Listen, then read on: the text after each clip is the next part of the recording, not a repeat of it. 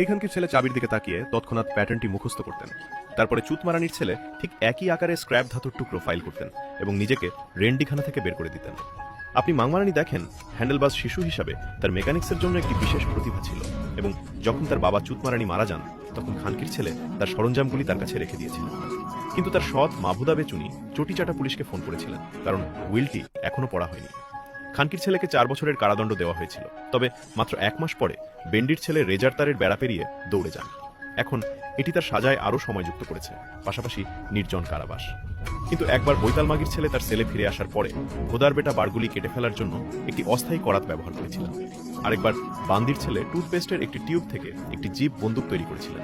এটি দৌড়ানোর সময় কারারক্ষী ছানকির ছেলেদের দিকে তাক করেছিলেন এবং 13টি পালানোর চেষ্টার পরে তার সাজা 34 বছর পর্যন্ত প্রসারিত হয়েছিল, যার মধ্যে 25টি নির্জন কারাগারে কাটিয়েছিল। যদিও মানুষ মাদার চোদরা প্রতিবাদ করেছে,